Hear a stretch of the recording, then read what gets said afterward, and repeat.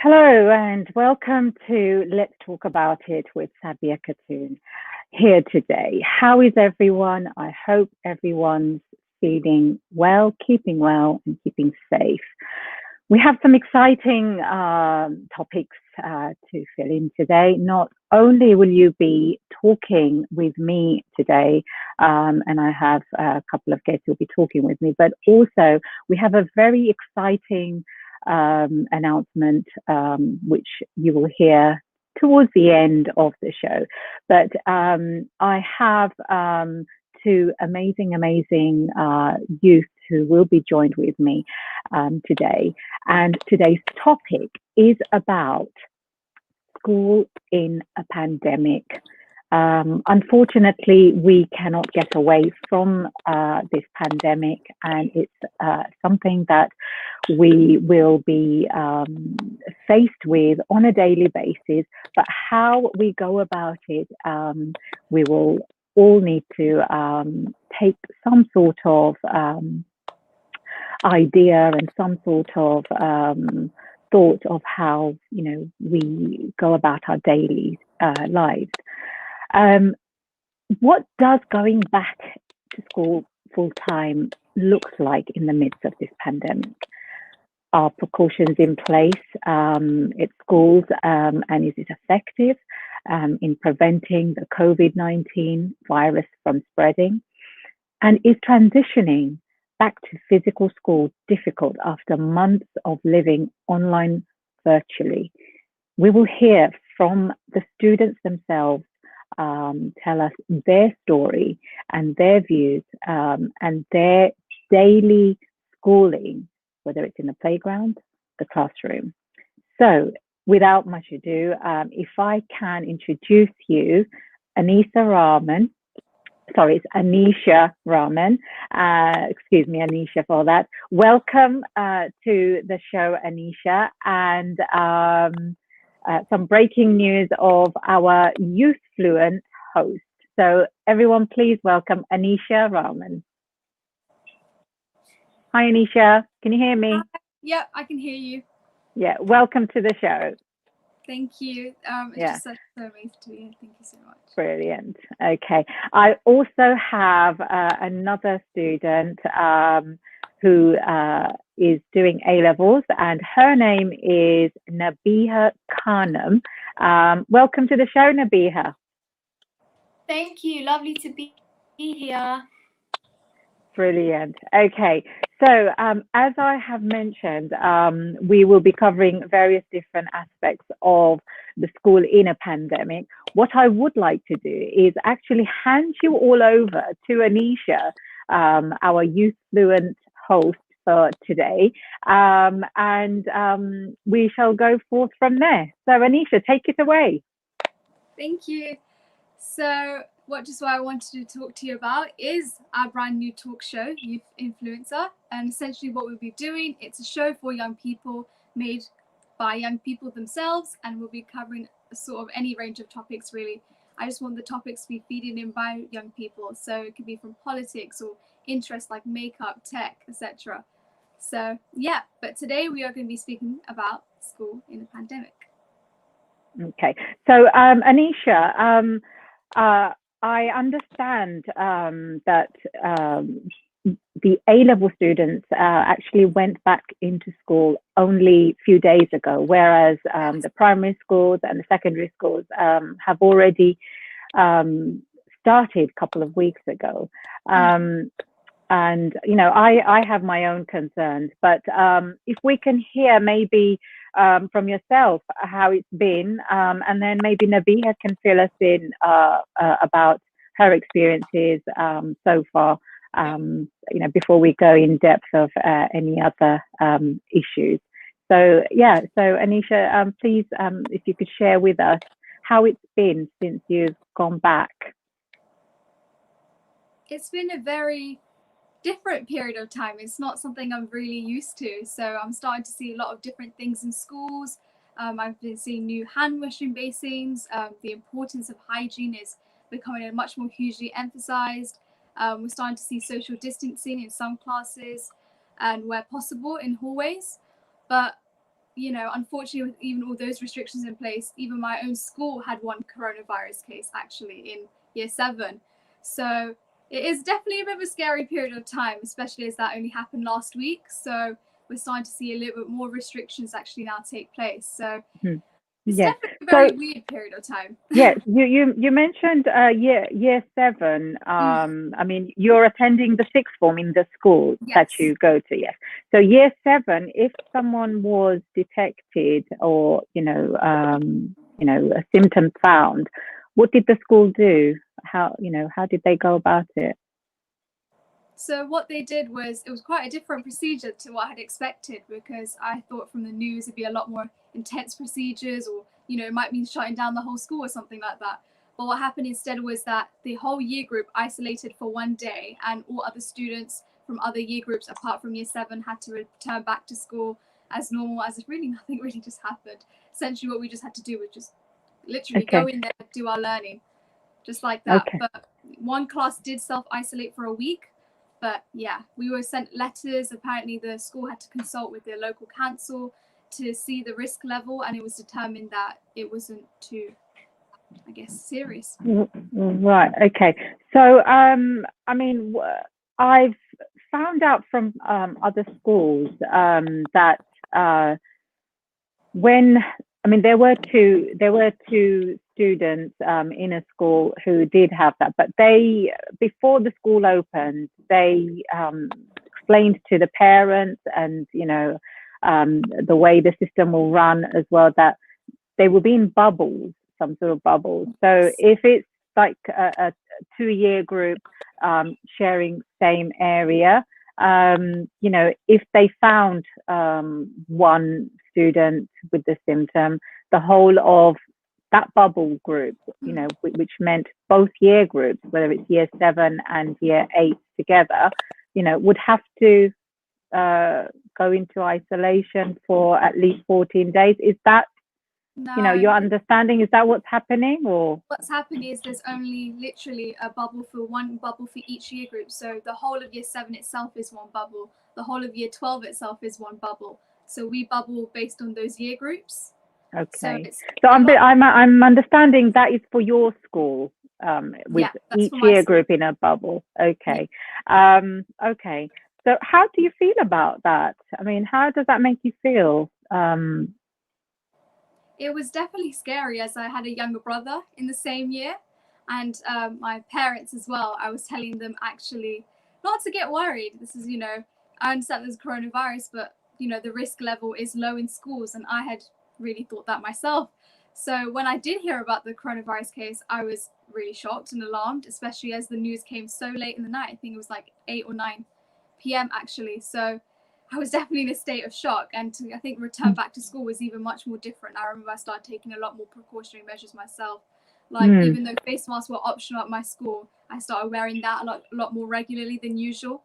So it was definitely Okay, yeah. So Nabihah, what about yourself? I mean, how has it been for you going back? I mean, from the day 1 of queuing up, waiting to go in through the gates, how was it for you? How did you feel?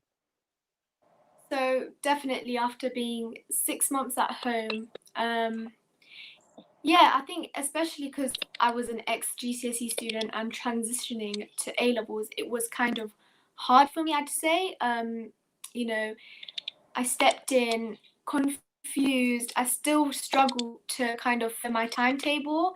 It's been 2 weeks.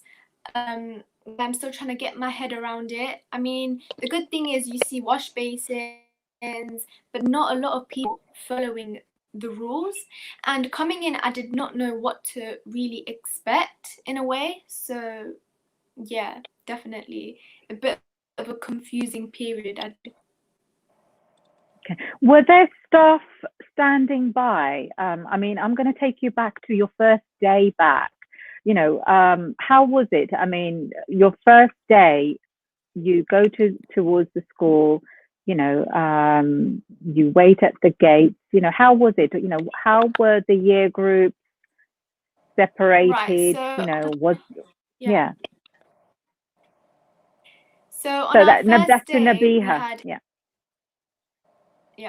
an induction day, but we were in an assembly hall with a lot of other students. I'd say probably around 40 students in one hall, sitting in seats, but not really like the 2 meter distance. So we were quite close by, and it was a small hall, so it was really packed in a way. And yeah, I found it kind of weird because there wasn't really social distancing applied to that. Everyone was quite, near together on the first day. So yeah. Okay. And did the staff not show? I don't know. I mean, did the staff not show or instruct the students, how far to sit or stand? Was any of that not happening or going on? I mean, my understanding, I remember taking my 15-year-old in, for example, and each school are operating differently, I suppose, but they did have high vis jacketed staff members, making sure, the students are complying with queuing up. But I could only, as a parent, I could only see what was outside. I can't see what's in the classroom. So we could see that there were hand sanitizers in the playground front of the gate. Year 11, even though they're fairly old, older children in a secondary school, for example, they were, being teenagers, misbehaving or not listening, and trying to run up to each other to hug each other because they haven't seen each other for months. Me being an anxious parent, I'm like, children, girls, I may as well be a staff member, please, you can't do that. You've got to stand 2 meters apart. You cannot be hugging. And they're thinking I'm a staff member saying, sorry, miss, sorry, miss, so it's understandable that you've missed your friends and, you want to, hug each other. How were you feeling that, what can you do? What can't you do? How?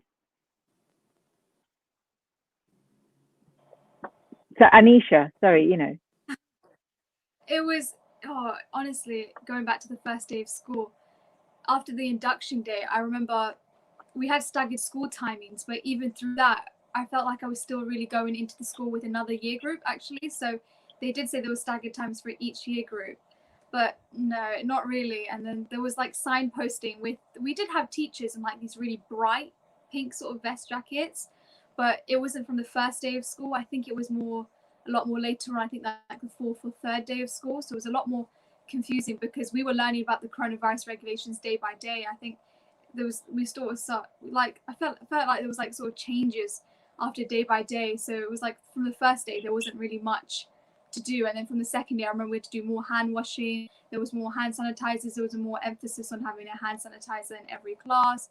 So it was like I think day by day there was more coronavirus restrictions depending on the whole situation. So it definitely did sort of, I think, as a young person as well, it's seen, because not many people are really following social distancing guidelines. I know even it is very difficult to do in a school as well, considering we did come back from so many weeks in lockdown. And right. Is there anything that you would want to ask Nabihah, Anisha? Can you hear me, Anisha? Okay, Nabihah, can you hear me? Yeah. Okay. Yeah. So basically, Nabihah, we're concerned whether you feel all of the precautions that the schools are meant to put in place, do you feel they're effective? And they've put out things and giving clear instructions, not only by notes, but staff members on the alert, physically, verbally, reminding students about these precautions. How effective do you think it's been for you? I think with my school it has been quite effective. I mean, we're having notices put up before on like toilet doors, bathroom doors, even, you know, before entering the class, teachers do make sure you sanitize your hand before entering, and also teachers themselves are sanitizing their hands before, you know, touching something like paper. However, I don't think it's I think pushed enough in a way. Like it's more of a, you know, rule Like we left follow to the instead of them. students. Was it more left for the students that you're saying? Is that what you're saying? Sorry? Yeah, you were mentioning that you felt that there wasn't enough push from the staff to sort of like emphasize enough to the students to remind them, you know, what kind of safety measures to do, to take, you know. What did you feel? You know, did you feel that, you know, you wanted to ask the staff member, or maybe even get in touch with the head to say, you know, you don't feel enough is being done? Nabihah, can you hear me? Yeah. So I feel like as if there could be more done in a way. Like I feel like the teachers could take a bit more responsibility with it. Like, for example, some people forget to wash their hands, but the teachers don't really make it into a big deal, if you understand what I'm trying to say. Like Right. people go straight to lessons without washing their hands, so it's not really kind of structured very well. So people Yeah, away with it in a Anisha. way.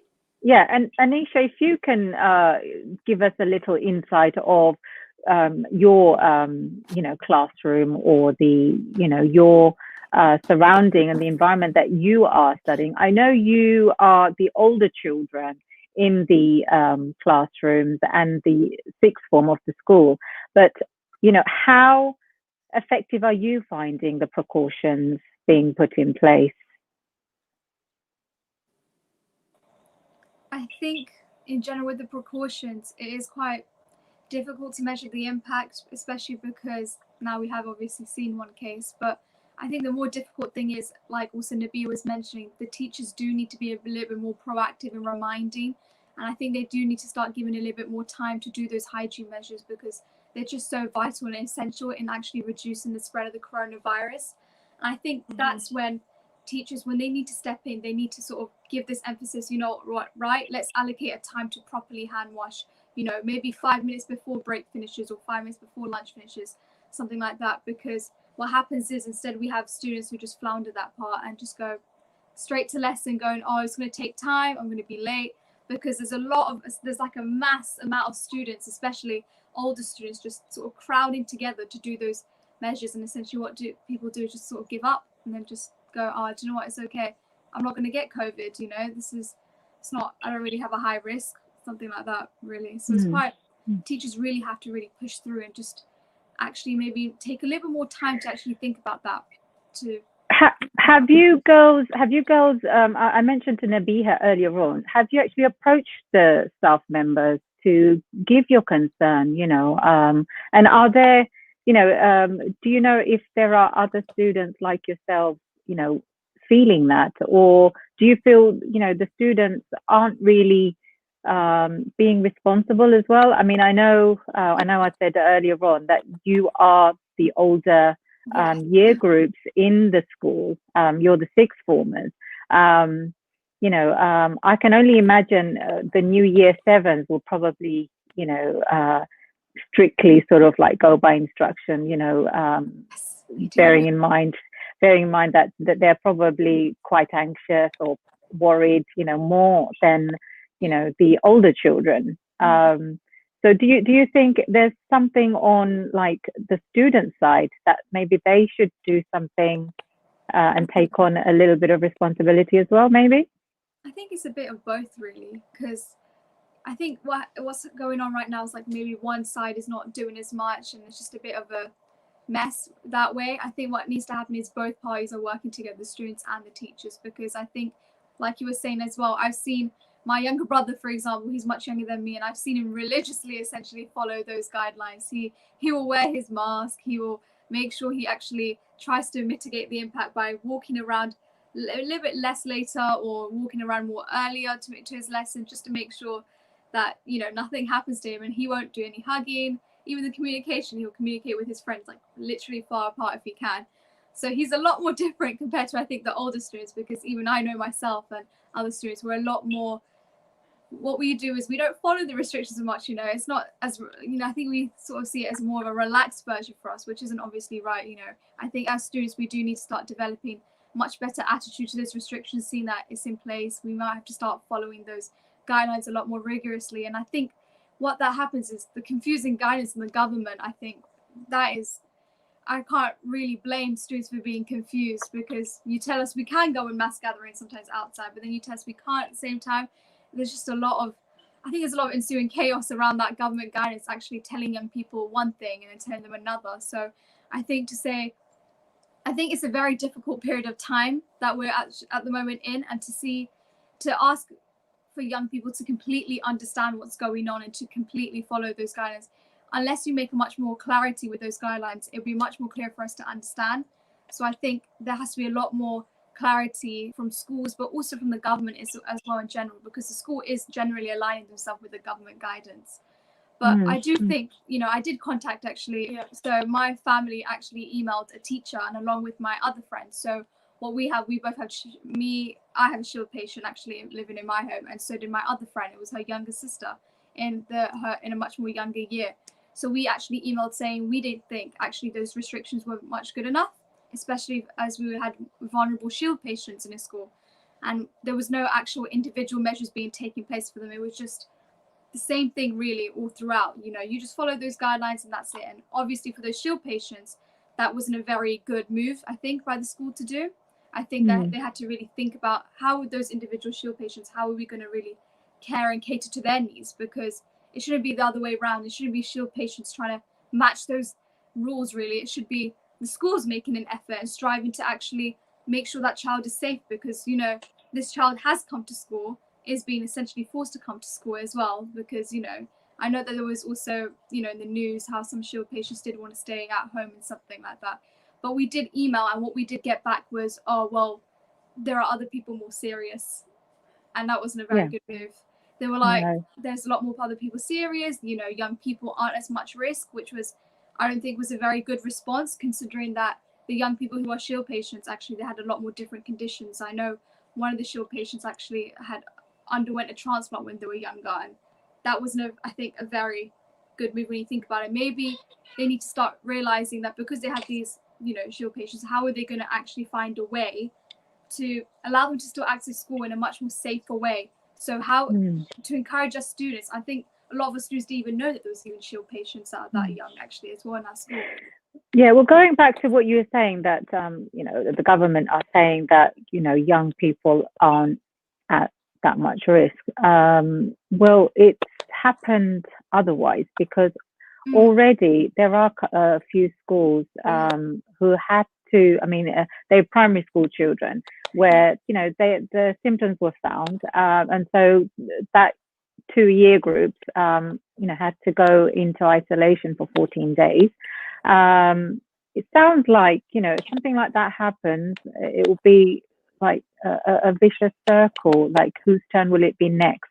What bubble group it's going to come to next? How do you feel all of that, like, disrupting your studies? You know, whether, you know, half the time you're in the classroom and the next thing you realize that you've got to stay in and, you know, do online virtual lessons all of a sudden. I mean, Nabihah, I mean, I don't know. I mean, if Nabihah and Anisha, if both of you can exchange few things with each other, the thoughts about that, you know, you know, Nabihah, what do you think? Can you hear me? Yeah, I can. Well, in regards to the government, right? Yeah. So basically, you know, the government are saying the young people aren't affected as much, whereas we've already witnessed, and we're already seeing that, you know, young people have been found with symptoms, schools had to close that bubble year group and in isolation, for 14 days, so that the spread doesn't happen. So already we're seeing that young kids are getting affected, are being found with symptoms, and so whether it's the staff around them, and the children definitely, so they've gone in isolation. How are you feeling that, how much of that is actually making you feel, government saying, that the younger kids won't get affected, but they are. But then something like that happens, your studies become disrupted, so you're half the time in the classroom, doing some studies, and then next thing you find that you have to do online studies, home. How do you feel towards all of that? Well, first of all, in terms of the younger people, I do feel like, they are more vulnerable than us. I don't think they've yet, they'd be, still making contact with each other without, being aware. So I do feel like especially opening, primary schools first, I think I disagree, definitely. And I also feel like it is quite oblivious of the government to, reopen everything, knowing that, coronavirus hasn't disappeared, it's still here. And, we are going to see a second wave until there's a vaccine given.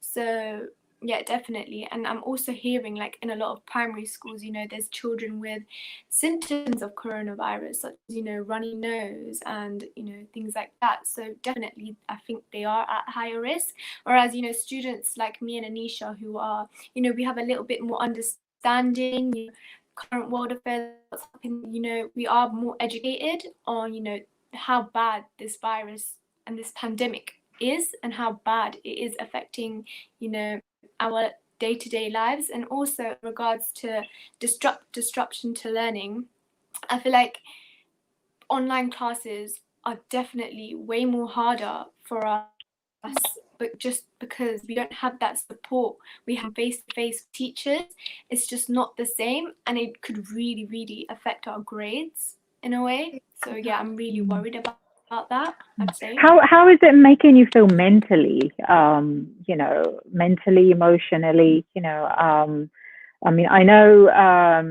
university students, had to do online examination. I just can't imagine how that was. But now having to restart school, and have this uncertainty that we don't know what's going to happen. You want to sort of stabilize your studies by attending the school. And like you're saying, you are older children, young people in the schools and sixth forms.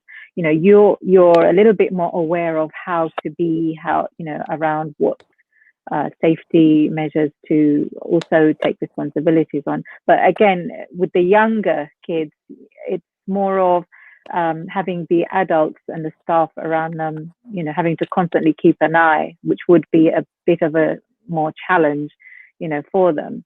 But they are falling ill. Going forth on that, Anisha, about this creating a safe environment, in where you are at the moment, what kind of things, are being considered, apart from the hand sanitizers and, when you're studying your study materials, for example, how safe or how different is everything now than it was before the pandemic? It's very different. I think the pandemic has taught me one thing: the value of face-to-face teaching in general, how important it is. I think even me and Nabihah were realizing that as well when we were revising extensively. Already we went into school and we were just overloaded with just a bunch of work, and then we were just going through it, answering questions and stuff like that, having that contact with our teacher who was able to explain it in a much more effective way. I think that face-to-face class teaching was just so important. Whereas with virtual ones, what we had was essentially we were only sent like PowerPoint slides to the lessons, or we were sent like those homework sheets or something like that. It was just, and it was really messy. And I remember we would ask for help, and because it was so unprecedented anyway, the coronavirus, I remember our teachers were a little bit more slow in replying as well, or they didn't exactly know what issue we were facing. And then it was really hard to assess us. Like, I know you mentioned, Sabia, about how, you know, university students were doing online examinations. We weren't even doing that. We were doing online work, and we already were struggling with that online work, not just because we hadn't had that teaching, but I also know that the teachers must have had much more difficulties assessing it, because we were going through like all sorts of different resources to find answers. And you know, what happened was, with obviously exams, for example, you're more aligned to doing something like the spec or something, or having these exact accurate answers, or, you know, having these answers that were helped, you know, formulated by the teachers. Instead, what we were doing was trying to teach ourselves. And that was honestly one of the most difficult tasks I think any young person would have to do, is to actually teach themselves pretty much quite a lot of the course actually as well, just to teach in those, you know, already, like I was saying, me and Nabihah just have been into school 2 weeks, and we were overloaded with already one assessment, you know, actually tomorrow, you know, and we were overloaded with different sections of the topics. We've already finished one, and we're already finishing another one.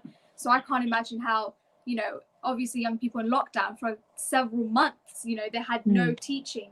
That whole entire gap, how much learning that they must have missed out, and how it would have affected their educational attainment, you know, I just know it must have happened. You know, it's quite upsetting when you read it, really realize that. So your schools, what emotional supports, and if any, you know, what you know, are there anything extra or anything different in support wise that the schools are offering, you know, to the students that you are aware of? If so, how is it being done, you know? Well, we do have one, and I actually had a letter about this today as well, I think, from my tutor time. But we have this thing called a Place to Be, right, Nabs? I think it's called Place to Be, and it's like this hub where you can essentially sort of, if you want to, you know, if you need support from a counsellor for emotional support, you can essentially drop in. But I think with the difficulty of that, just relying on that as a main source of finding access and emotional support, that may have not been the best method, just because I know there's sort of a stigma obviously attached to mental health. And to, I think, also say that the coronavirus has impacted you, you know, I think what everyone's forgetting is we've been had a mental health crisis even much more long before the coronavirus. I think all the coronavirus did was just accelerate that mental health crisis even more, create even more of a mental health problems, or create more rise in cases and incidences of mental health. So I think just to rely again on just that as an access to support was, I think, not the best method. And even giving just links to forums or giving links to information, that was, and I think there has to be a much more bigger emphasis on mental health. I think it's something that's been ignored and sidetracked because of the coronavirus pandemic, which is obviously not the right thing to do, you know. And also young people don't know those support resources, you know, we don't know really where to go to. I think if you asked me off the top of my head to name, you know, resources or actual, you know, places you can get support, I would most likely struggle without even having to do a Google search. Even Google itself is overwhelming with all the amount of support links. And I think just overloading us with giving us support links and going, you can go to this one person, I think isn't enough. You know, young people, and I actually do research actually for the Royal College of Pediatrics and Child Health, and we were looking at different reports from young people, and we were disseminating them actually, and we found that actually young people prefer peer-to-peer mental health support to manage their emotional well-being needs. And I think that's something to me that's showing me that young people just want someone as a conversation to speak to, you know, just maybe a check-in as well. And I think that's something even teachers and senior leadership team, or even NHS themselves and the government, they're not realizing the importance of an actual just a check-in to see how you're doing, you know, have, you know, actually speaking to someone and seeing how are they, you know, what has actually happened, how has this crisis affected them, what can we do to actually help manage those, you know, needs, can we support you in any way? Instead what it is lockdown's finished, come back in, you know, this is it, you're back into this new rush, which is not right. Well, my next point I wanted to find out from both of you was, you know, what do you think are some of the re-engaging activities with learning are happening, if any? I mean, you mentioned how you know, there's only so much Google search with links you can do. But, if any, what kind of re-engaging activities to get you students back, on track, and get some motivation out there. Can you tell us about that? Nabihah, I mean, if you can say something about that. Yeah, in terms like what Anisha said, Google. In terms of activities, can you repeat what you said? Sorry. Yeah, no, but basically what it is, Anisha was mentioning about all these different, links that you would have to go on yourself. There's only so much of it you can do by yourself. My point was, if any, what kind of re-engaging activities have been given to you as students from your teachers, to get you motivated, or what motivational activities, if any, were there after the pandemic? So maybe you, both of you, Nabihah and Anisha, you could both say something about that. Yeah, I think me and Nabihah were talking about this the other day, how actually we were just thrust into school. So we were already just studying straight away. We were already learning our, actual topics and the content of our courses from day one. And I think there wasn't really any focus on re-engaging. I think we even had our first tutor time, which is supposed to be more like a check-in, really. We had that, but all it was just a recap of the COVID-19 expectations, or a recap again of COVID-19 expectations. And, oh, by the way, about your exams, if you weren't happy with the results, this and that. There is really no focus on anything else and trying to get us motivated or interested. It was more like, you had your GCSE grades, that's it. That stage is finished. We're now onto our A-levels. And I think even we were saying as well with our GCSE results, I know some people were obviously a bit unhappy. People are still even reeling in from that, really, as well. And I think it's not, I think just to sort of just go, this thing happened and now it's not there anymore.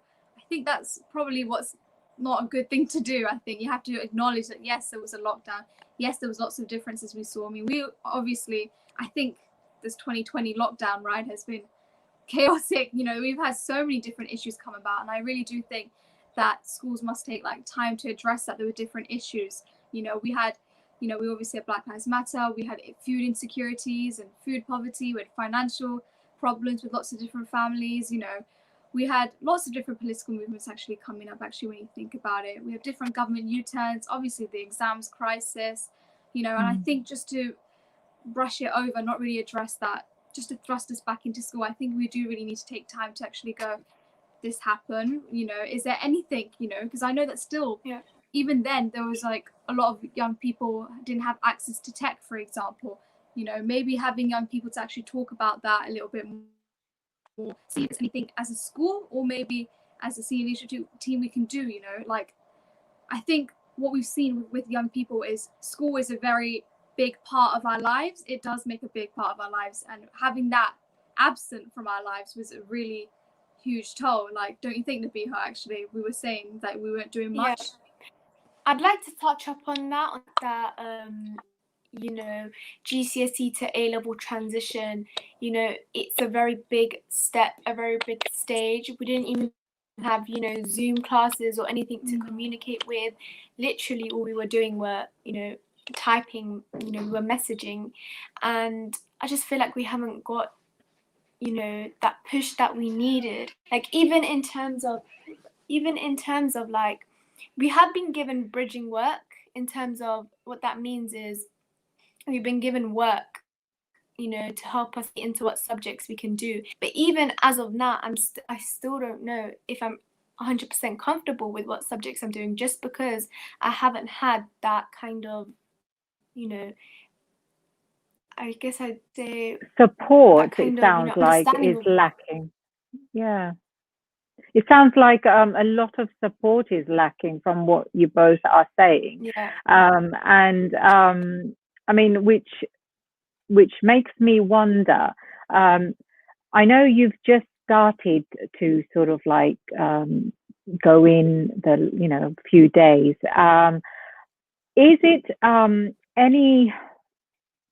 is there any similarities where you used to have like the student reps, for example, and, is when there's a concern, when there's an issue, the voice is raised and concerns are raised, is anything like that happening at the moment, or are you able to, do something like that? Because it obviously sounds like there are a lot of, concerns here I can think that needs addressing. You young girls being the older students, there are some of you who are sensible enough to sort of like say, right, okay, we need to make sure, we don't do this, we do this, follow, as much of the rules as sensibly and safely as possible so that your education is not disrupted. Where you're trying to find yourself, go back into some sort of normality with your studies, it sounds like the support is not available out there for you in your school. What do you think, you could do to, voice that concern and have something done about it? Anisha?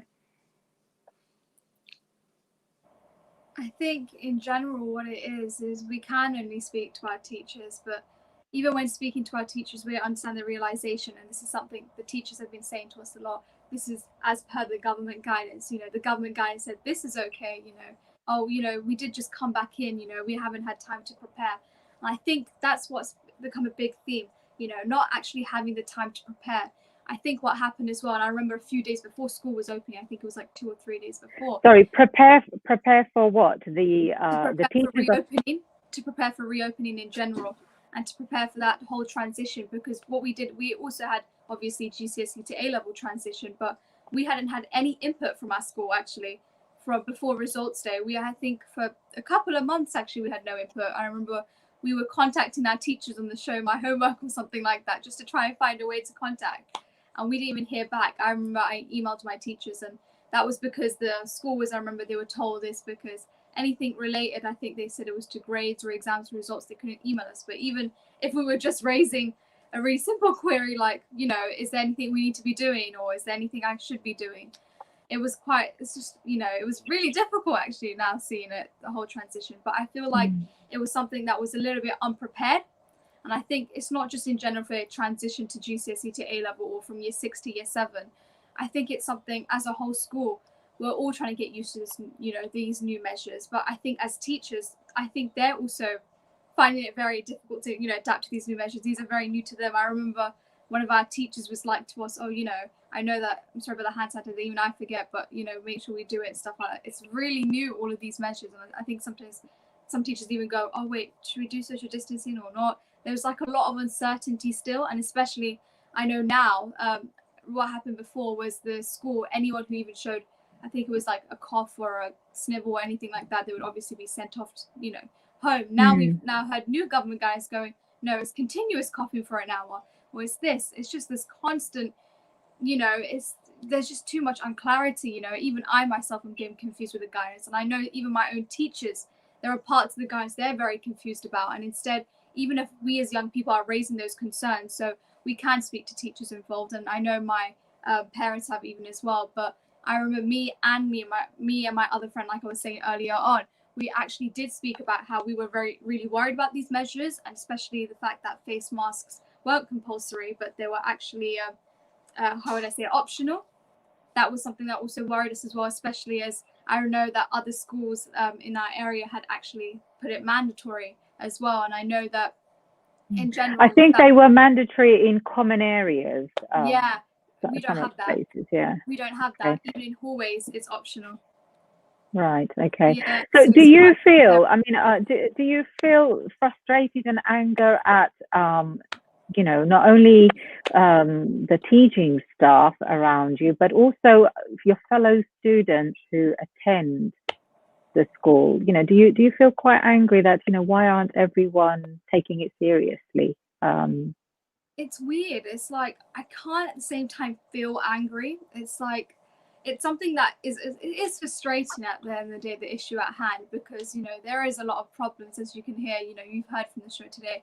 There are a lot of problems still in schools that need to be addressed, and I think it's something that we actually need to now start vocalizing. I think it's something that we don't even hear about in the news. I don't think you've even heard about the problems. Instead, we hear probably the same story every year. Schools are reopened. This is it. This is the cases. But we're not actually finding out what's behind that sort of story, like what's actually happening in schools. And it's not something that's the same. It's not the same thing in every school. It's a variation across different schools. And I think that's the issue, having that variation, because we have some schools who are obviously maybe very good at it, or maybe some schools who are bad at it, or some schools who are just trying a little bit, you know, all over the place at the same time. And I think it's, you know, it is due to that. And I think I can't really be frustrated as students, because I know how confusing it is. I've seen students post images going, oh, the government told us this, but now they told us, like, you know, there's like memes and quotes and stuff like that. They would be like, you know, the government said before, you can eat out to help out, or you can go outside and do this and that, but then you can't do that. It's just entirely confusing. I can't I mean, so going forward, Nabihah, how would you say it would work better for you, you know, as a student, you know, to study, to keep focused, you know, what would work for you? What would you suggest, you know, to the school staff out there, maybe, and to the students, fellow students around you? You know, how would you find yourself focusing, you know, as much as possible? You know, I mean, I know it's an uncertain time, but what would you find would help you to get through and get on with your everyday studies? And it's your first year of A-levels, I believe. Yeah. So if you can tell us about that.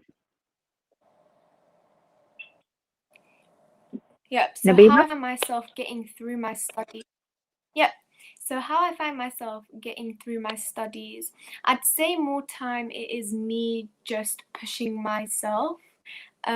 Again, as I said, there's a lack of support, and as you said, Sabina? SABIA.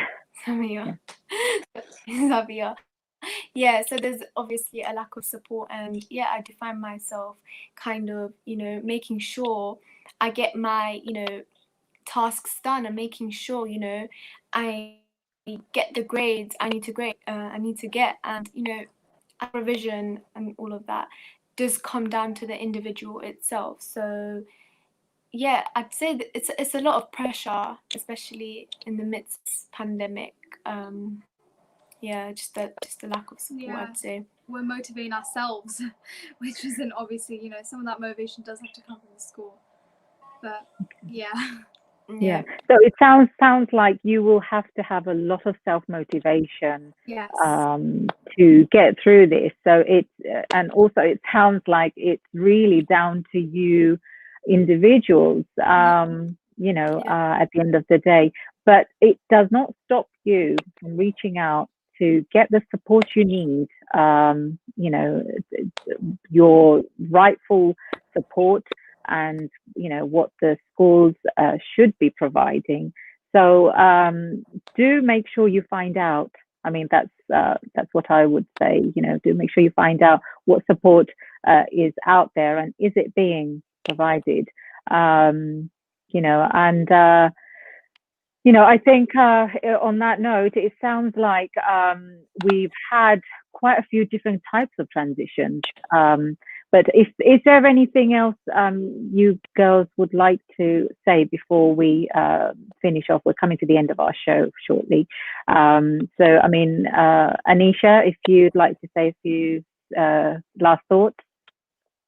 I think in general, I think my last sort of thing I have to say is that, as you know, teachers and students have to work together. It's not one person doing one thing. It has to be sort of a combination of two different groups of people actually working together to actually sort of combat these effects of coronavirus. You know, we're starting education now, but we both have to work together to actually not only limit the spread, but also make sure we're still learning, that, you know, we're not missing out on those opportunities to like reach our potential. and that in general, you know, we're not actually sort of limited from in general trying to achieve those same goals that we essentially had before. To be honest, I think I've seen in school everyone is very concentrated, but you know, it has to be a two and two thing, not a one person thing really. Okay, and Nabihah, your last few thoughts on school in the pandemic? Yeah, I'd say last thoughts, I'd say that, you know, we have been given this platform in order to speak and voice out as the youth, and I do feel like we as a responsibility do need to come together and see, look, you know, we are in a pandemic, you know, we're studying at the same time, it's hard, but you know, it's about supporting one another. You know, we can't really blame everything on the teachers or the government, but it's about taking precautions ourselves, making sure we're taking care of ourselves along the way, and yet taking responsibility of, you know, going about our ways in this pandemic. So yeah, I think, you know, coming together, supporting one another, and just educating ourselves in general. So yeah. Brilliant. Thank you very much, young ladies, for coming on and sharing, you know, your first few days back in school. It's not all bed of roses, unfortunately. You know, we have a new norm that we all have to sort of like go through, and it seems like, you know, there will be hiccups on the way, and you know, we've got to find ways that will work for us. And again, you know, it's down to us individuals and how much self-motivation, you know, you have on that. But keep being brave. That's what I will say. And, you know, thank you again for coming. And yeah, I shall hope to speak to you ladies again soon. But take care of yourselves, and, you know, I'm sure, you know, you've got that strong motivation from what I see. You know, keep that up, and I hope your fellow students do that too. And don't forget to get the support and find out for the support that's out there available, you know, which is much needed, especially now. So thank you. Okay, so we have heard from the students themselves about going back into school in this pandemic, and pandemic it is. Unfortunately, the experiences these girls have had haven't been as we would have thought. I mean, schools are saying they've put measures in place. They are saying that, you know, they have ways in re-engaging students and ways to make the precautions effective. But we are seeing and hearing otherwise. All I can say is that we hope that, like the students were saying, that, you know, yes, it is. I mean, I think schools will agree, and parents, that, you know, it's a partnership. You know, students, staff, school, parents all need to work together, and we need to self-educate ourselves, even though, you know, there's a lot of information out there. So I do hope you manage to get some insight of what it's like for that student in a school, and what some of the things that they are facing, from your anxiousness to the fact that, you know, not really receiving the support that they should be receiving on a lot of levels. Let's hope that we can have a stabilized education for our youngsters. And if you do like what you see, do get in touch with us and share what you like. What I will say is we have a youth fluent show coming up soon, where it will be matters for youth by the youth. Do look out for it, and do join in to support that. You have been with me today with SABIA KHATUN in podcast.